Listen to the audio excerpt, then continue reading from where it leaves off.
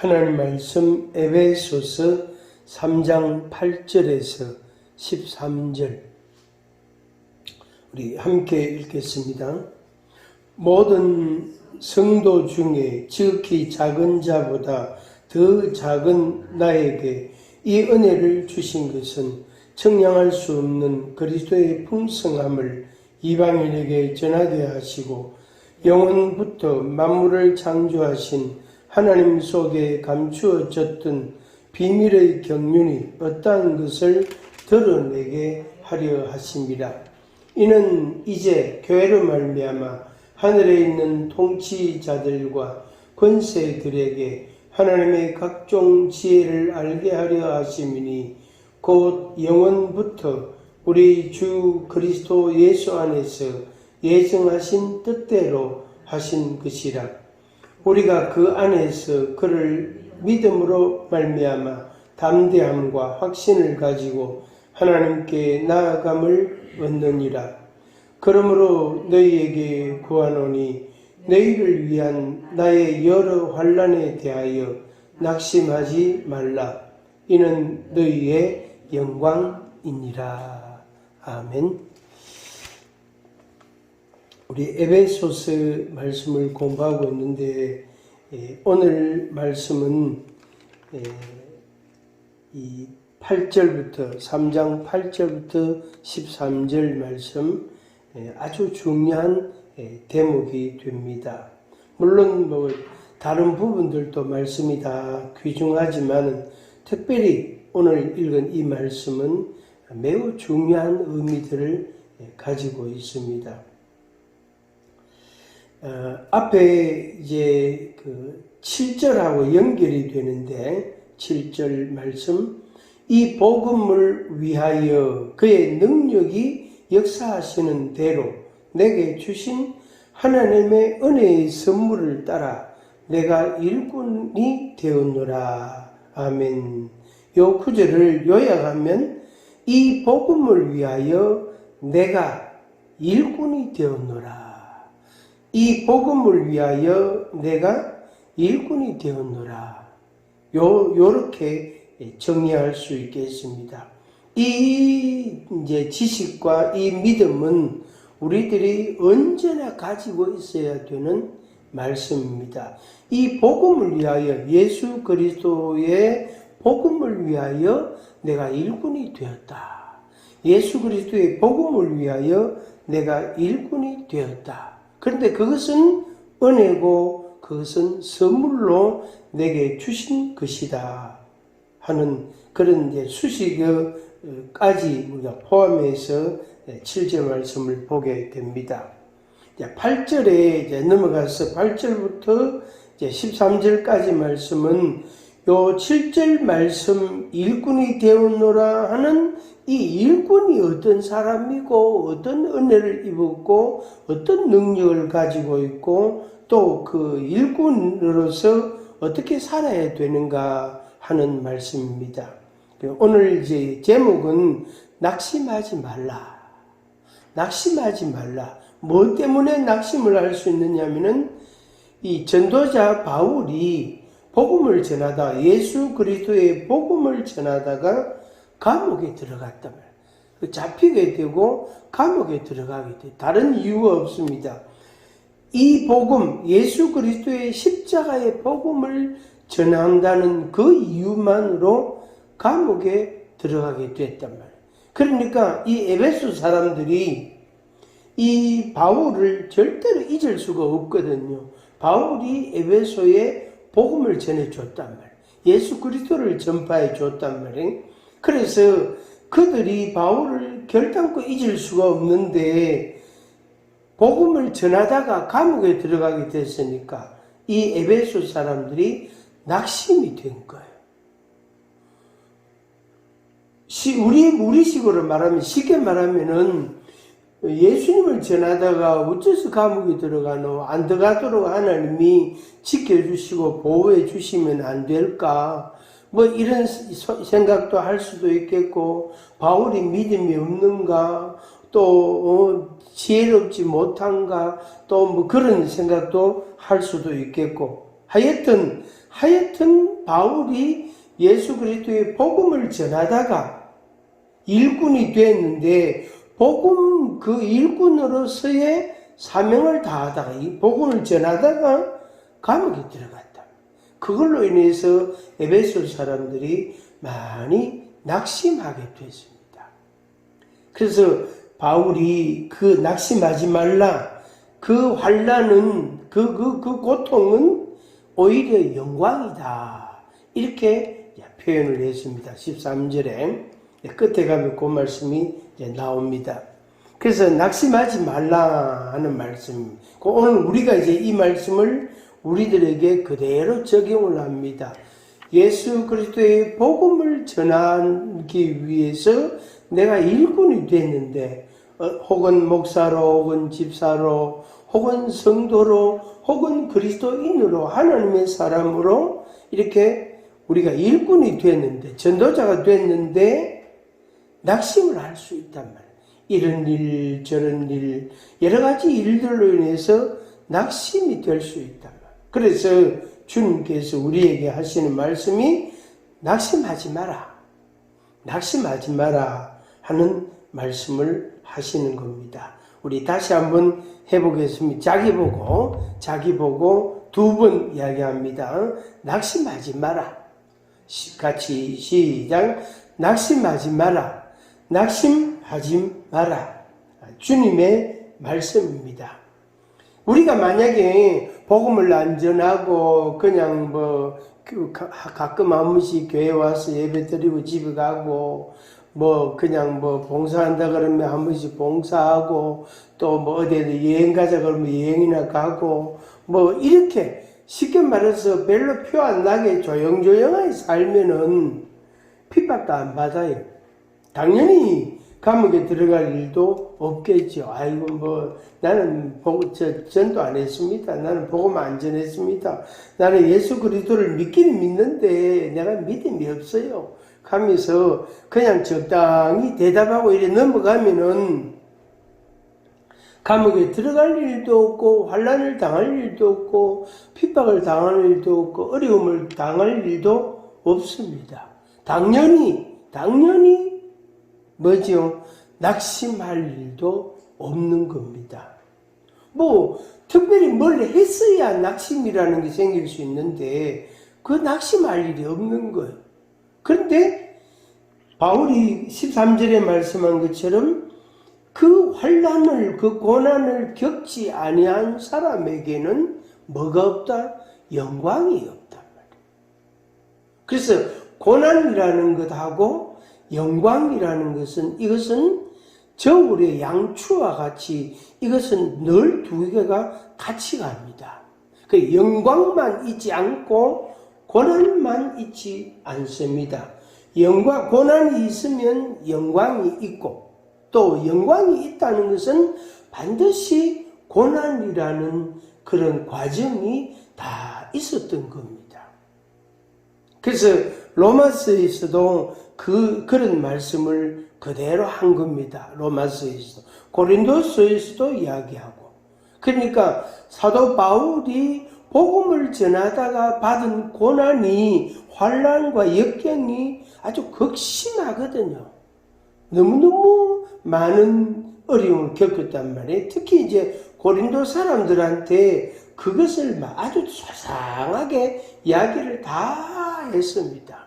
아주 자세하게 굶주리 동족에 의하여 매를 맞고 핍박을 당하고 굶주리고 배고프고 추위에 떨고 여러 가지 이야기를 쭉 합니다. 로마 사람들한테도 그렇게 이야기합니다. 그래서 에베소 사람이나 빌립보 사람이나 골로새 사람들이나 데살로니가 사람들은 직접 그들이 환난을 외부로부터 겪었던 사람이단 말이에요. 그들에게도 역시 바울이 같은 이야기를 합니다. 낙심하지 말라. 거기에 그 고난과 환난에는 영광이 있다 하는 말씀을 하고 있습니다. 그래서 오늘 우리가 복음을 위한다면 반드시 고난이 있다. 또 내가 복음을 전하는 일꾼이라면 반드시 거기에는 역경이라는 게 있다 하는 것을 우리가 기본적으로 전제를 하고 우리가 살아가야 됩니다. 그런 각오를 해야 됩니다. 공짜가 없단 말이에요. 절대로 그저 얻어지는 영광이 없는 것입니다. 자, 8절 보겠습니다.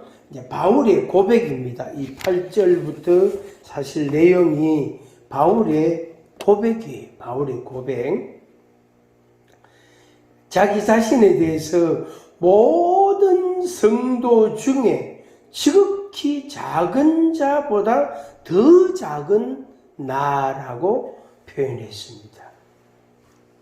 모든 성도 중에 지극히 작은 자보다 더 작은 나에게. 바울이 그렇게 자신을 고백을 합니다. 이게 이제 바울의 겸손이라고 할 수 있겠죠.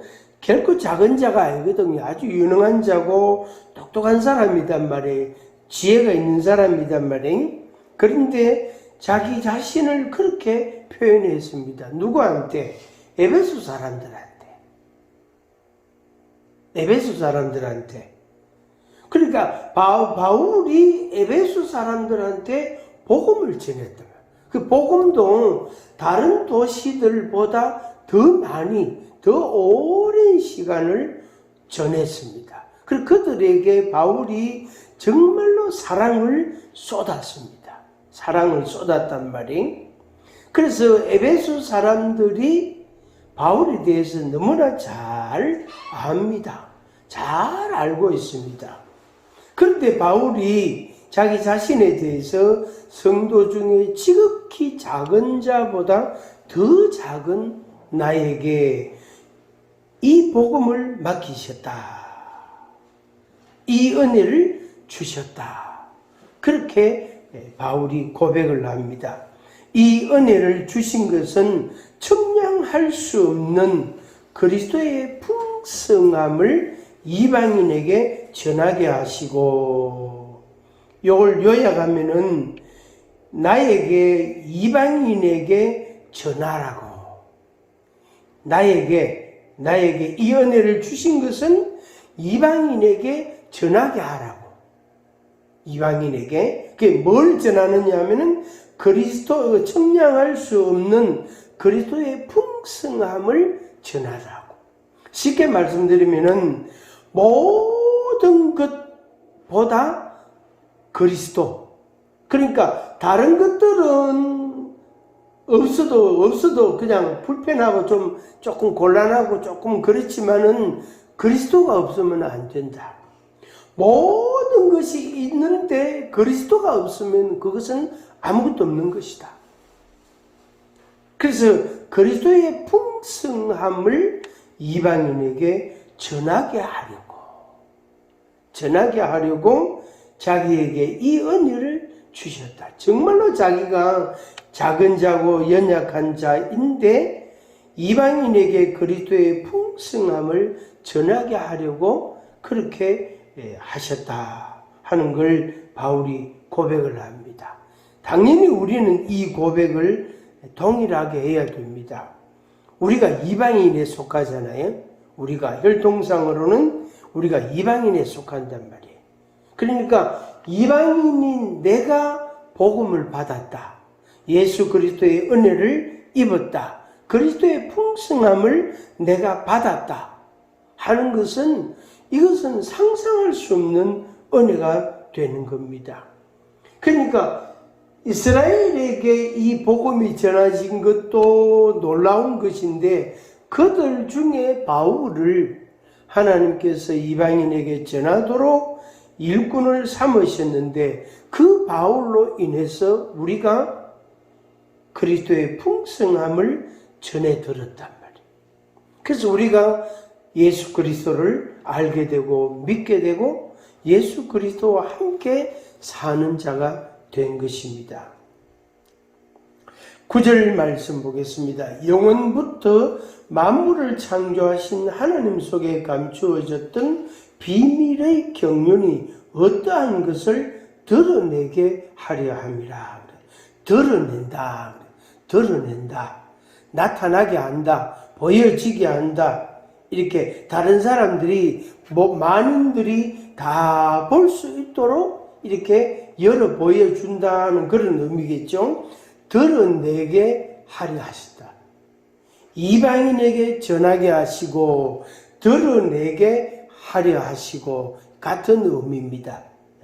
같은 의미로 이해할 수 있습니다. 그래서 유대인이나 이방인이나 할 것 없이 모든 사람들이 알아야 될 것을 알도록 드러내셨다 하는 것입니다. 앞에 8절에서는 그리스도의 풍성함을, 그리스도가 있으면, 예수 그리스도가 있으면 모든 것이 다 있다. 러시아 아이들 말로 돈만 있으면 뭐든지 다 된다. 그런 세상이다. 애들은 그렇게 생각한단 말이에요. 근데 이제 인생을 살아보면 그렇지 않다는 걸 이제 알게 됩니다. 나이가 좀 들고 이러면은, 돈만 있으면 되는 게 아니구나 하는 걸 이제 알게 됩니다. 그리스도의 풍성함, 예수 그리스도만 있으면, 예수 그리스도가 있으면 모든 것이 다 있다. 모든 것이 부족함이 없다 하는 말씀입니다. 그런데 우리는 또 그런 이제 믿음이 좀 없잖아요. 우리는 예수 그리스도도 있어야 되고, 당연히 있어야 되고, 요것도 있어야 되고, 저것도 있어야 되고, 있어야 될 게 많다. 건강해야 되고, 돈도 있어야 되고, 지식도 있어야 되고, 지혜도 있어야 되고, 용기도 있어야 되고, 뭣도 있어야 되고, 뭣도 있어야 되고, 있어야 될 게 많아요. 자동차도 있어야 되고, 집도 있어야 되고. 근데 예수 그리스도의 풍성함을 이방인에게 전해서 우리가 그걸 받았단 말이에요. 그래서 다른 모든 것들이 있어도 그리스도가 없으면 이것은 완전히 구멍난 정과 같은 것입니다. 쓸모가 없는 것이 되는 겁니다. 그리고 그것을 주님께서 어떻게 드러내려고 하셨다. 그래서 모든 사람들이 헬라인이나 유대인이나 이방인이나 할 것 없이 모든 사람들이 다 볼 수 있도록 드러내려고 하셨던 하나님이시다. 언제부터? 영원 전부터. 그러니까 만물이 있기 전, 영원 전부터 하나님이 드러내려 하셨다. 그게 바로 뭐냐면은 경륜이다. 경륜. 하나님의 통치단 말이에요. 하나님의 비밀스러운 신비로운 하나님의 경륜이다. 이걸 드러내셨다 하는 것입니다. 그걸 누구에게? 일꾼을 통해서 그걸 드러내는 것. 일꾼을 통해서. 그러니까 하나님께서 먼저 우리에게 먼저 그 경륜을 이루시고 우리를 세워가지고 우리를 보내서 그 경륜을 드러내게 하시는 것입니다. 이게 바로 하나님의 계시라고 말할 수 있겠습니다. 그 다음에 10절 이는 이제, 그래서 이제라는 요 접속사가 되게 의미가 있습니다. 이제, 이 말이 이제, 교회로 말미암아. 이미 앞에서 1장에서 이 말씀을 보았습니다. 이 세상에 교회가 만물을 충만케 하시는 게 예수 그리스도신데, 그러니까 예수 그리스도가 이 땅 가운데 충만하신데 그것이 교회를 통하여, 그래서 교회의 권위를 주님이 세우셨다 그랬습니다. 여기에 그 말씀을 다시 좀 요약해서 집약적으로 표현을 해놨습니다. 요 10절이 3장 10절, 에베소서 3장 10절, 요 말씀 되게 중요한 구절입니다. 이제 앞에 복음을 위하여 일꾼을 삼으시고 이방인에게 전하게 하시고 하나님의 경륜을 드러내시고 그런 것을 하시고 난 뒤에 이제 교회로 말미암아 그랬어. 교회로 말미암아. 그래서 교회는 공동체 교회와 개인 교회를 포함합니다. 그러니까 개개인이 교회거든요. 예수 그리스도를 믿고 신앙 고백하는 사람, 그 사람이 교회단 말이에요. 그들이 모여서 이제 공동체를 이루잖아요. 그래서 교회로 말미암아. 그러니까 앞에 있는 내용들을 하나님께서 교회로 말미암아 그걸 이 세상에 뿌리 내리시는 거예요. 정착시킨, 자리 잡게 하시는 거예요. 그래서 이 지상낙원을 우리가 뭡니까? 이단들이 말하는 것처럼 지상낙원을 우리가 인정하지는 않지만 마치 지상낙원이 이루어지는 것처럼 교회로 말미암아 하나님의 그 통치가, 하나님의 경륜이, 그리스도의 그 풍성함이 다 드러나게 하셔요. 그래서 이 세상에 자리를 잡게 하는 거예요. 그렇게 해서 사단을, 악한 영들을 다 몰아내고 그리스도의 경륜이, 하나님의 경륜이, 그리스도의 통치가 이루어지는 거예요. 그래서 그리스도가 왕이시라는 것을 인정하고 고백하는, 선포하는 그런 과정으로 가게 되는 겁니다. 근데 그것을 누굴 통해서 하느냐면은 교회로 말미암아 하신다. 그래서 우리 성도 개개인이 이 세상에 우리가 어떤 일을 하든지 간에 우리들이 매우 중요한 사람들입니다. 매우 중요한 사람. 겉으로 보기에는 뭐 다 똑같이 생겼잖아. 그죠? 눈, 코, 입기 생기고 뭐 다 자기 열심히 살고 다 똑같지만은 신령적 의미에 있어서는 너무나 비교가 되는 그런 존재들이에요.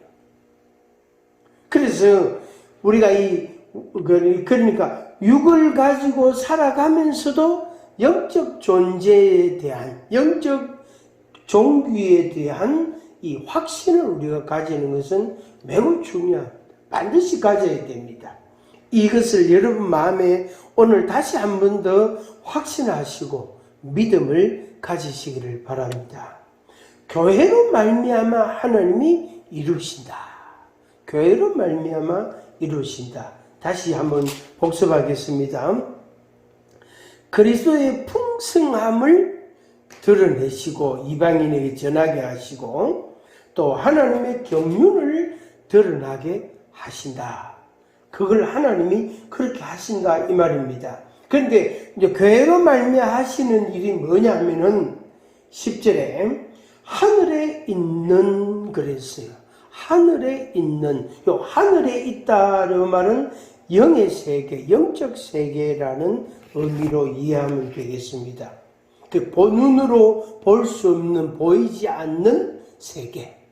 그러니까 비물질이죠. 물질 세계는 눈으로 보이는 것이고, 이제 영의 세계는 눈으로 볼 수 없는 세계잖아요. 그래서 교회로 말미암아 교회는 눈으로 보입니다. 그러니까 우리 성도 개개인이 눈으로 볼 수 있잖아요. 눈으로 볼 수 있는데 그 이면에 영적 의미는 하나님이 주신 권위가 있고 권세가 있단 말이에요. 그래서 우리가 얼굴과 얼굴을 대하여 보는 것 같지만 얼굴 보는 그게 다가 아니다. 그게 다가 아니다. 그래서 교회로 말미암아 하늘에 있는 통치자들과 권세들에게 그랬습니다. 하늘에 있는 통치자들과 권세들에게 한마디로 사단을 말합니다. 사단 마귀, 악한 영들, 공중 권세 잡은 자, 또 도적, 절도, 강도, 한마디로 그냥 악한 마귀들입니다. 예수님 표현하신 그대로 악하고 더러운 귀신아, 예수님이 이름을 딱 그렇게 표현하셨단 말이에요. 악하고 더러운 귀신아. 그 귀신이 사람에게 붙어가지고 사람들에게 엄청난 고난, 고통과 괴로움과 때로는 질병과 때로는 전쟁과 불화와 그런 것들이 생기게 되어지는 겁니다. 그 겉으로 보이는 것은 어떤 말을 한다든지 행동을 한다든지 그렇게 하지만 실제로는 그 보이지 않는 영적인 측면에 있어서 엄청난 이 전쟁과 갈등이 있는 것입니다. 그렇게 해서 거기에서 이제 우리가 상상할 수 없는 그런 전혀 다른 엉뚱한 결과가 나타나게 되는 겁니다. 교회로 말미암아 하늘에 있는 통치자들과 권세들에게 사탄 마귀, 이 통치자들, 권세들, 그러니까 사탄 마귀가 내가 통치자다, 내가 이 세상을 지배한다, 내가 이 세상의 모든 권세 위에 내가 어떻습니다. 내가 주다, 임금, 주인 주자, 내가 왕이다. 그것을 사탄이 사람들에게 계속해서 심어줍니다. 계속 심어준다고. 그래서 결국에 뭐지요? 그러니까 마귀가 지가 하나님이 통치하시고 운행하시고 구원하시는 그 하나님의 역사를 마치 자기가 할 것처럼 권세를 나타내고 힘을 쓰고 목소리를 높이는 겁니다. 그런데 그걸 교회로 말미암아 어떻게 깨부수는 거예요? 우리 성도로 인해서 그걸 깨부수는 거예요. 그런데 우리는 어떤 부정적인 경험이나 어떤 시간들이 있으면은 그걸로 인해서 우리 속이 불편하다, 우리 마음이 불편하단 말이에요. 그럼 그게 이제 그냥 잠시 있다가 그냥 없어지는 것도 그런 문제인데, 그것이 몇 달을 간다든지 몇 년을 간다든지 그렇게 되면은 결국에 뭐냐면 악한 영의 그 목적에 부합하는 결과가 생기게 되는 겁니다. 그래서 하나님의 통치하고 멀어지고 하나님의 권세, 예수 그리스도의 권세하고는 멀어지게 됩니다. 그래서 어느 날 내가 분명히 예수를 믿는 사람인데, 내가 분명히 하나님을 믿고 하나님을 의지하는 사람인데 말하는 거나 행동하는 거 보면 아니단 말이에요. 교회를 20년, 30년 다녔는데도 말하는 걸 들어보면 아니단 말이에요. 흔히 또 우리가 직분이라고 그러잖아요. 직분을 보고 저분은 믿음이 있겠다 싶었는데 말하는 거나 행동하는 걸 보면 아니단 말이에요. 저분은 직분도 저런 직분인데 어떻게 저런 말을 하지? 어떻게 저렇게 행동하지? 이제 이런 의혹을 갖게 되는 거죠. 그게 바로 뭐냐면은 교회로 말미암아 하늘에 있는 통치자들과 권세들에게 하나님의 지혜를 알게 하는 그걸 안 한 거죠. 결국에는 결과가 그렇게 된 거예요. 그래서 하나님의 지혜를 세상 사람들에게 알게 해주는 게 이게 교회의 목적입니다. 우리가 하나님 편에 딱 서 있을 때, 그리스도의 풍부함으로 우리가 딱 채워져 있을 때, 우리를 통해서 하나님의 지혜를 사람들에게 계속해서 알게 해주게 되어지는 겁니다. 그래서 그들이 하나님이 저런 분이구나, 하나님을 믿어야 되겠구나, 예수 그리스도를 알아야 되겠구나, 예수 그리스도를 믿어야 되겠구나 하는 걸 알게 된다.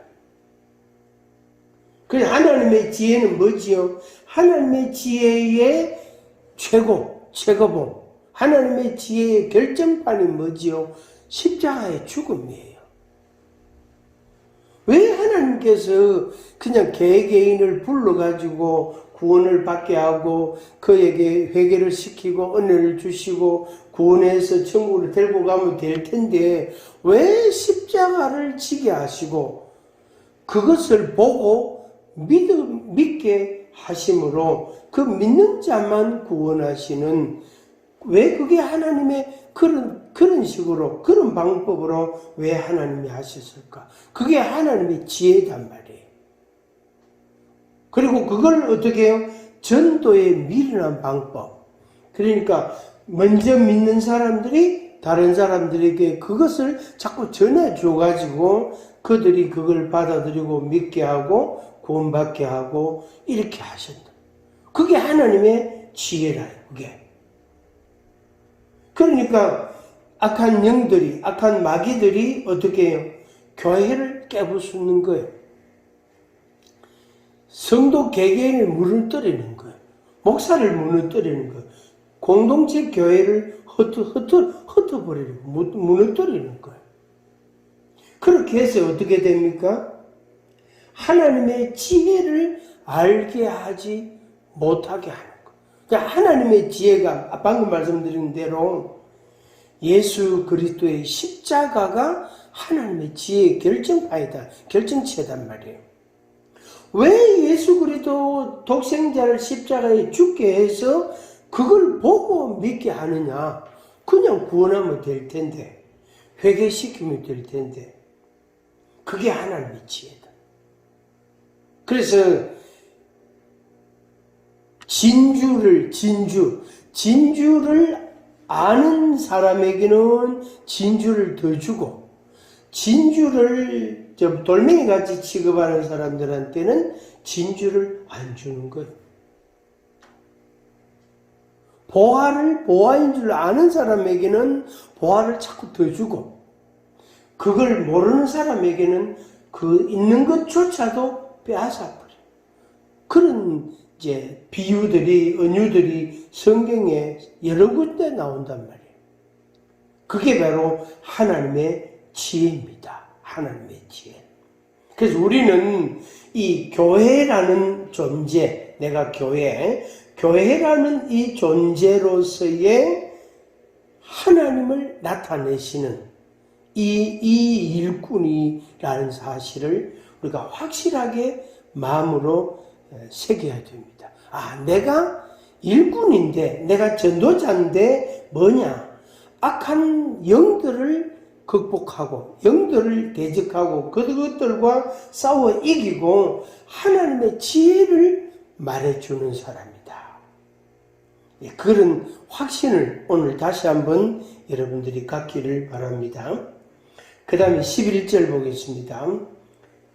영원부터 우리 주 그리스도 예수 안에서 예정하신 뜻대로 하신 것이라. 앞에 있는 내용들은 하려함이라 이런 말씀들은 예정하신 뜻대로 하신 것. 하나님이 미리 예정하셨다. 하나님이 뜻대로 하신 것이다.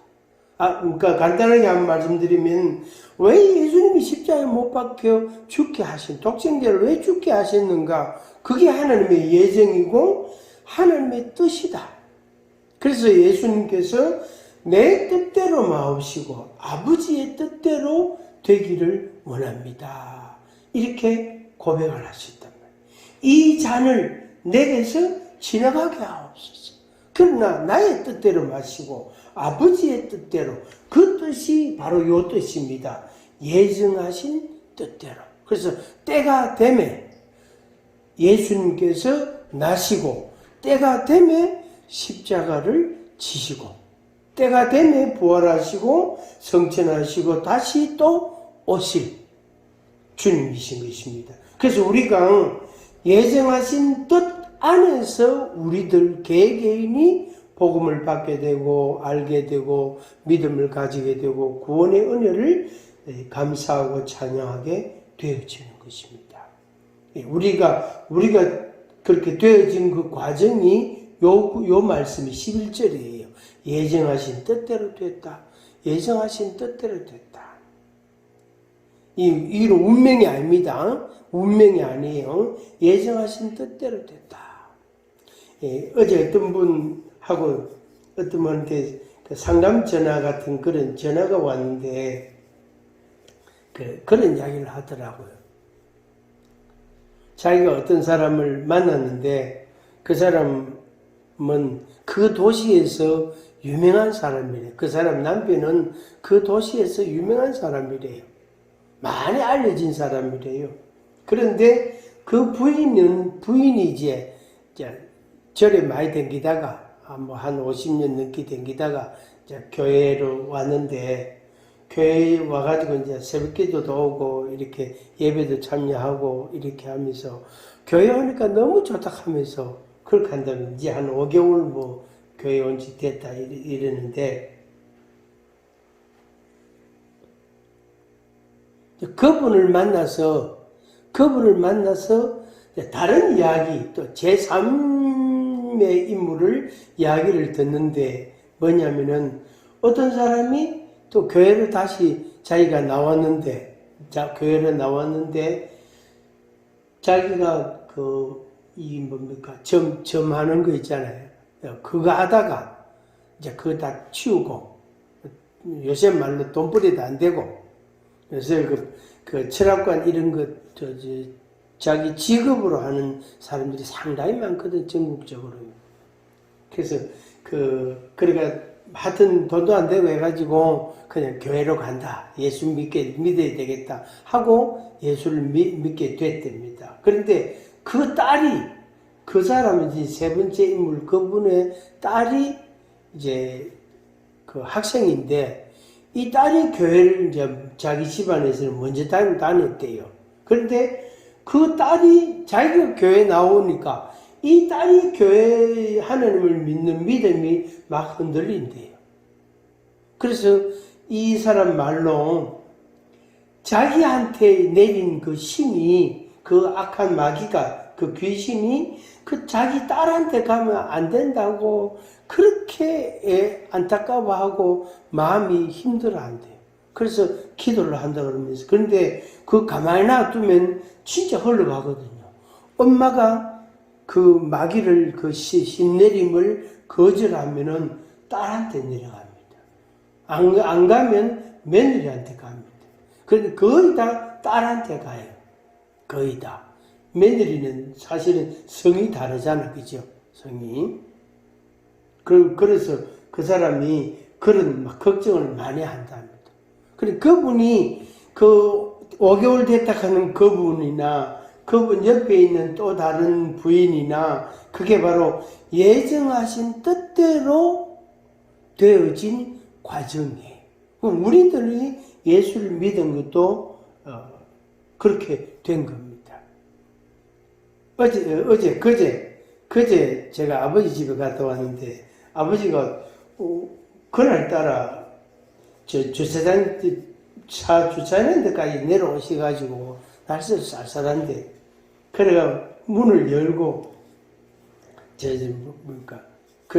한마디 말씀하시다. 어쨌든, 차 시동 걸어놓고, 문 열어놓고, 이래 앉아가 또 제가 설교 한마디 듣고 왔는데, 어쨌든 성령을 받아야 된다 하면서, 아버지는 21살 때 성령을 받았는데, 그래가지고 귀신을 쫓아내고 병변자를 치료하고 그런 일들이 많이 있었는데, 니도 어쨌든 성령을 받아야 된다 하면서, 예, 알겠습니다, 명심하겠습니다 하고, 그하고 추운데 들어가 있어 빨리 하고, 제가 왔어요.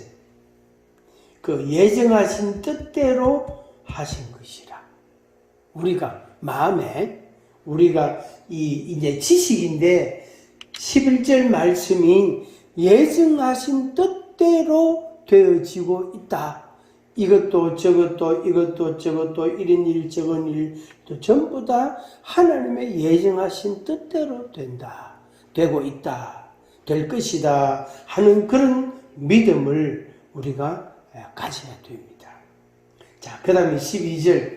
우리가 그 안에서, 예수 안에서 말이죠. 그를 믿음으로, 예수를 믿음으로 말미암아 담대함과 확신을 가지고 하나님께 나아감을 얻느니라. 그러니까 우리가 하나님 앞에 나간다. 그러니까 기도하러 가고 예배 드리고 하나님께 언제든지 갈 수 있고 언제든지 하나님께 내 마음을 내 소원을 말할 수 있고 내 생각을 이야기할 수 있고 하나님 앞에 나가는 것, 하나님 앞에 가는 것만 가는 것 그것은 예수 그리스도를 믿음으로 말미암아 간다. 그러니까 내 스스로 가는 게 아니고 예수님을 믿음으로 간다. 믿음으로 가는데 담대하고 확신을 가지라. 담대하고 확신을 가지라. 요 말씀은 앞에 있는 말씀하고 연관이 됩니다. 그러니까 일꾼으로 하나님이 나를 복음을 위해서 충성하라고 그렇게 했는데 내가 잘 못했단 말이에요. 잘 못했단 말이에요. 잘 못하고 있다 보면은 하나님 앞에 내가 죄인이 된 기분이 든단 말이에요. 어떤 사람은 이래가지고 하나님 볼 면목이 없다고 그런 사람이 있더라고요. 그래서 그러면 하나님 앞에 안 갈 기가 없겠네. 그래도 가야지 하면서 그럼 볼 면목이 없기는 뭐가 없노? 원래 없잖아. 원래 볼 면목이 원래 없다. 없는데 우리가 은혜를 입었기 때문에 면목이 있고 이제 간다 하면서 그런 이야기 한 적도 있는데 담대함과 확신을 가져라. 괜찮다. 부족해도 괜찮다. 잘 못해도 괜찮다. 괜찮다. 분명히 하나님의 뜻은 이렇게 하려 함이라 이렇게 하려 함이라고 하셨지만 실제로는 우리가 그만큼 못한단 말이에요. 못한다. 그게 못해도 괜찮다. 담대함과 확신을 가지고 하나님 앞에 나아가라 하는 말씀. 그 다음에 13절에 결론입니다. 그러므로 너희에게 구하노니 너희를 위한 나의 여러 환난에 대하여 낙심하지 말라. 아까 서두에 제가 먼저 말씀을 드렸죠. 에베소 사람들에게 대한 바울의 헌신이 굉장합니다. 사랑의 그 애착이 굉장합니다. 그들에게 어쨌든 복음을 전하려고 다른 도시들보다 더 많은 시간을 써서 그들에게 복음을 전했다. 그래서 그 에베소 사람들이 믿으면서 안 떨어지도록 그 에베소 교회도 세우고 그렇게 했단 말이에요. 그렇게 하다가 환난 당해서 감옥에 들어갔다. 그러니까 에베소 사람들이 낙심할 수 있죠. 낙심할 수 있죠. 그 에베소 사람 입장에서는 이렇게 앞에 12절하고 연결을 하면은 이렇게 표현할 수도 있습니다. 우리가 기도를 적게 해가지고 바울 사도가 저렇게 고난을 겪는지도 모른다. 우리가 믿음이 없고 우리가 잘 못 섬겨가지고 이 사도 바울 선생님이 저렇게 어려움을 당하는 것 같다. 우리가 부족해서 그렇다. 우리가 잘못해서 그렇다. 그런 생각을 에베소 사람들이 충분히 할 만합니다. 왜? 그들이 받은 사랑이 너무 많거든요. 그러니까 그들 마음에 낙심이 오는 거예요. 그러니까 쉽게 말하면은 우리 대로는 최선을 다한다고 했는데 결과가 바울이 감옥에 들어가고 환난을 당하고 어려움을 겪는단 말이에요. 그런 결과가 되어버렸단 말이에요. 그러니까 그들이 낙심할 수 있고 또한 그들의 마음에 어떻게 담대함이 줄어들고 확신도 줄어들 수가 있는 겁니다. 얼마나 안타까운 것입니까? 이게 바로 하늘에 있는 권세들이 바라는 거예요. 그래 아까 마귀가 우리가 담대함도 없고 확신도 희미하고 낙심하고 그걸 마귀는 원하고 있단 말이에요. 그래서 내 환경이나 내 일이나 내 생각이나 내 주변이 나와 관련된 것들이 어떻게 하든 간에 그걸 보고 하나님의 예정하신 뜻대로 되어진 것이다. 되어졌다라고 정리를 하고 우리의 마음이 흔들리지 않는 것이 맞단 말이에요. 흔들리면 마귀 좋은 일 시키는 거예요. 마귀가 모여가지고 저거들이 박수를 치고요. 잘한다. 그래. 계속 그래 해라 하고. 이 목사 계속 그래 해라. 그래 하면 그게 잘하는 기라고 하고 맞잖아. 네가 그래 해야 되지. 당연히 그래. 네가 기뻐하고 즐거워하고 그러면 안 된다 합니다. 이 집사 너도 마찬가지다. 목사도 그런데 집사 너도 당연히 낙심하고 확신도 없고 그래야지. 마귀는 거기에다가 자꾸 맞장을 친다고. 자꾸. 성도 여러분들이 하나님께서 우리에게 복음을 전하기 위해서 일꾼으로 삼으셨다. 이 한 가지 확실한 명제, 이 의미를 가지고 여러분들의 삶에 잘 감당해 가시기를 바랍니다.